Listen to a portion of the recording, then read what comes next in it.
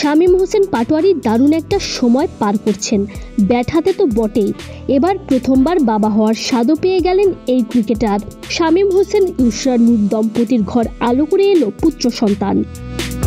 বুধবার নিজের official Facebook পেজে পুত্র সন্তান হওয়ার খুশি শামীম ভাগাভাগি করে নিয়েছেন ভক্তদের সাথে।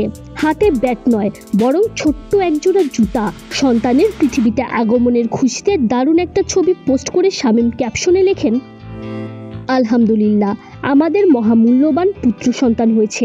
আল্লাহ তাআলা তাকে পথ দেখাক, রক্ষা করুক এবং তাকে সৎকর্মশীল হিসেবে পরিণত করুক। দয়া করে তাকে আপনাদের প্রার্থনায় রাখুন, যেহেতু সে মাত্রই জীবনের এই যাত্রা শুরু করেছে।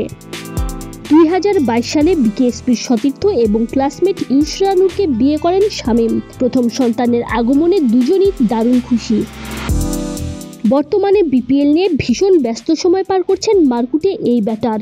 চট্টগ্রাম কিংসের হয়ে মাতাচ্ছেন বিপিএল। এখন পর্যন্ত খুলনা টাইগার্সের বিপক্ষে 38 বলে 78 এবং ঢাকা ক্যাপিটালসের বিপক্ষে 14 বলে অপরাজিত 30 রানের ইনিংস খেলে সবার প্রশংসা কুড়িয়েছেন এই ব্যাটার। যদিও আগের ম্যাচে সিলেট স্ট্রাইকার্সের বিপক্ষে মাত্র 1 রানেই আউট হয়েছেন। বিপিএলের এবারের আসরে এখন পর্যন্ত 4 ইনিংসে 191.37 স্ট্রাইক রেটে 150তে শামীম করেছেন 111 রান। আছেন দারুণ ছন্দে। এর আগে গেল বছরের ডিসেম্বরে ওয়েস্ট ইন্ডিজের বিপক্ষে টি-20 সিরিজ জয়ে শামীম হোসেন পাটোয়ারির ভূমিকা ছিল অসামান্য। সব মিলিয়ে গত 2-3 মাস যাবতই টাইগার এই ক্রিকেটার মাঠের খেলায় বেশ ভালো একটা সময় পার করছেন।